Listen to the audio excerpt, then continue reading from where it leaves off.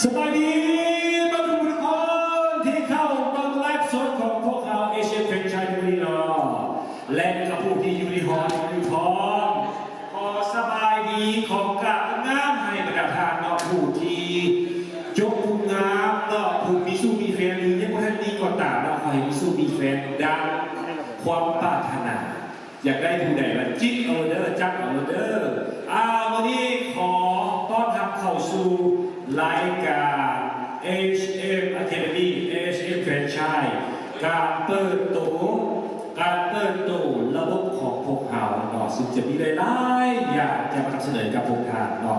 และที่สำคัญที่สุดเนาะก็คือการประกาศผลของ Asian Academy Season 1ที่จะเกิดขึ้นในวันนี้เนาะฉะนั้นก่อนอื่นหมดนี้ข้าพเจ้าเองชื่อว่าอนุสรณ์ลำพันธ์หรือว่าโชนี่ AI Black เป็นผู้นำรายการในวันนี้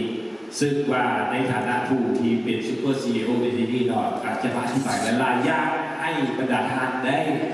สามารถเข้าใจเกี่ยวกับระบบ HM ของพวกเราว่ามันมีอย่างฉะนั้นต่อไปนี้จะขอนำเสนอเกี่ยวกับ HM Franchise ซึ่งเป็นปากใจรักของพวกเราที่เขาสู้พัฒนาหลายกว่า10 ปีเขาที่สู้พัฒนามาในระดับฮอดมูนี่จึงสามารถเปิดตัวอย่างเป็นทางการได้ฉะนั้นขอสไลด์งามๆเด็กเพื่อนนำเสนอเกมประดาทานเนาะเป็นทางออนไลน์หรือทางออฟไลน์เด้อนี่เป็นระบบ HM Franchise ที่พวกเขาออกแบบขึ้นมาสำหรับคนลาวเขานี่เพราะว่า HM Franchise เล็งได้เห็นปัญหาต่างๆที่เกิดขึ้นเกี่ยวกับการพิธุรกิจของคนลาวเขาและแน่นอนอยู่แล้วเพื่อบ่เอาสิ่งที่มันเกิดปัญหาเข้ามาเนาะฉะนั้นคือ HM Franchise ก็คือออกแบบเว็บไซต์ขึ้นมาซึ่งรายเราแล้วหนึ่งในนั้นก็คือ HMEV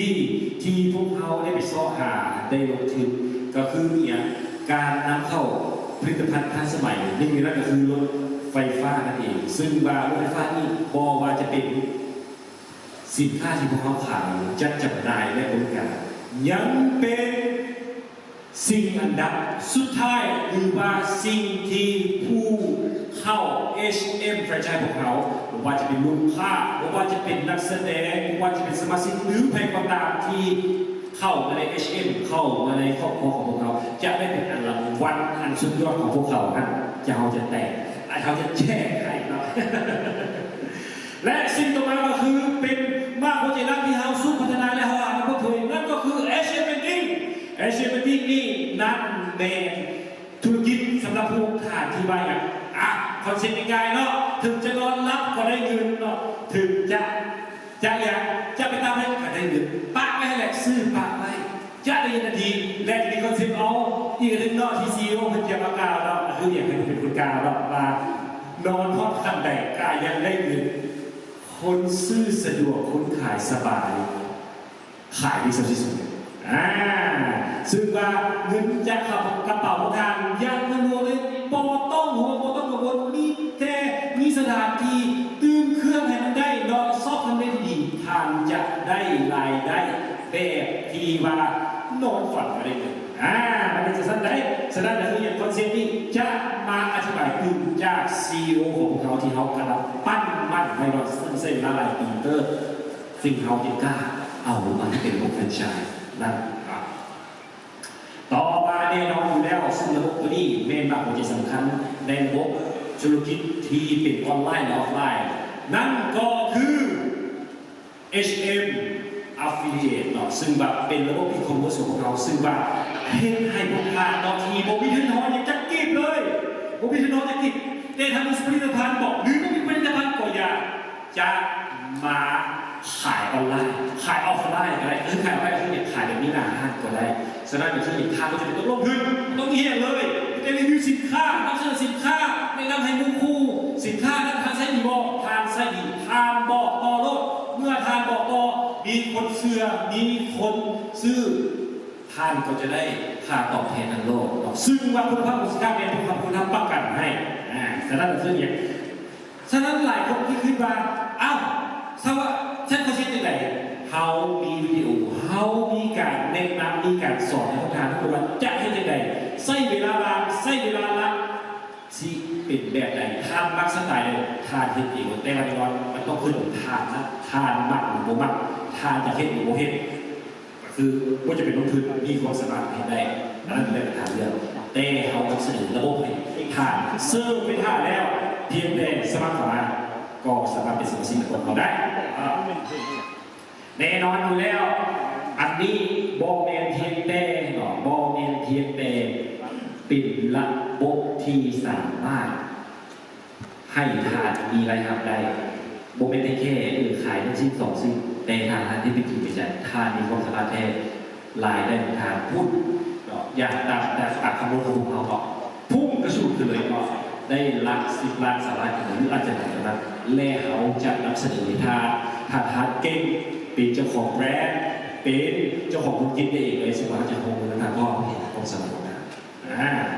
และที่แน่นอนก็อันนี้ก็คือมาผลลัพธ์ของ Affiliate และก็มาผลลัพธ์ของ Asian Academy จึงจะกล่าวในตรงถัดไปนั่นก็คือ Daily Serum เนาะเป็นเครื่องสำอางเครื่องสกินแคร์ผู้ที่มีความต้องการอยากสวยอยากงามเนาะใส่แล้วหน้ากระจ่างใส่หน้าเงาอีกกระจกและก็ Daily Serum ลิปคือเรียกส้มที่ไหนเนาะพายาต้าบัวอมชมพูเนาะที่ให้นุ่มนวลเนาะมีเสน่หาแม่เดลิเซรัมเนาะซึ่งว่ารายละเอียดจะให้ซีอีโอของเดลิเซรัมให้เพื่อนอธิบายอันนี้แมนนวัตกรรมแมนวิธีและแมนโซลูชันเนาะที่พวกเขานำเสนอให้กับพวกท่านสามารถใส่สินค้าคุณภาพและมีรายได้อีกซึ่งตัวบทรายละเอียดตัวนี้เดี๋ยวจะให้ซีอีโอเนาะเพิ่นเป็นคนบรรยายเป็นคนลงสู่ฟังว่าเป็นยังไงเป็นยังไงเนาะซึ่งว่าท่านจะมาประกอบกายให้ทุกท่านได้เห็นเนาะโมซ่ากับใบนี้เป็นสำคัญที่สุดทานท่านสนใจสินค้าของเขาหรือบ่สนใจที่เขาเป็นของเขาหรือบ่ทักเข้ามาลองใส่ก่อนเฮ็ดยังไงก็ได้ที่อย่างท่าทานมีความสามารถแล้วมีความสนใจแล้วระบบของเราสามารถตอบโจทย์ทุกปัญหาได้นี่เห็นป่ะอันนี้เป็นซีโอที่เราได้ปั้นสร้างขึ้นมาครับปั้นสร้างขึ้นมาและแม่นยังให้รู้เลยว่านี่สิ่งที่พวกเรากำลังคิดอยู่นั่นเป็นเฮ็ดแท้ครับจริงเนาะมีจริงพาไปศึกษาค้นคว้าเห็นทุกทีทุกอย่างให้มันได้ตามที่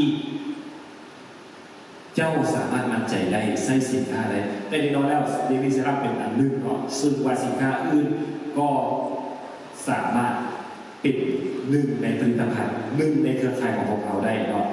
ก็คือว่าจะเป็นบ้างบอกเราด้วยสินค้าหรือว่าผลิตภัณฑ์ต่างๆที่ทานผลิตได้ทานได้เนาะให้พวกเขาสวยอยู่ทุกทางเนาะทำมาลงกันมีมาอย่างแรกเปลี่ยนกันเนาะปิดไปได้เขาก็ปิดไปได้เป็นไปไม่เขาจะหาที่ทางว่าให้เราปิดไปได้เลยเดี๋ยวเปิดอีกข้อปีแบบสั้นหลายแน่นอนว่าตัวสำคัญที่สุดแล้วก็คือ HM Academy เนาะ HM Academy นี่เมนส่วนรวมของคนมีความสามารถเมนทุกอย่างที่เราวางไว้เพื่ออย่างเพื่อสร้างคุณเนี่ยเพื่อสร้างประธานนั่นแหละถ้าทานคิดว่าทานยังมีความสามารถหาพวกเขาได้เขาแนะนำเขาช่วยเขาพักดันทานได้ HM Academy บอมีแค่สร้างนักห้องนักแสดงนักถ่ายแต่เขาสร้างซีอีโอ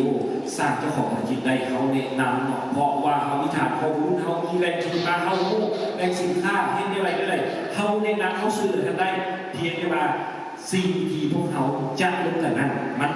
เข้าสเปคกับบอมันเป็นไปได้บอเนาะเขาโบได้เป็นหัวด้วยที่แสดงถึงแต่เขาเป็นหัวด้วยที่สร้างโอกาสในทุกทางสร้างความสามารถในทุกทางสร้างของในทุกทางสร้างรูปแบบในทุกทางสร้างการอะไรทุกทางได้ซึ่งวันนี้เราแล้วเขาต้องตื่นใหญ่ไปรับจาก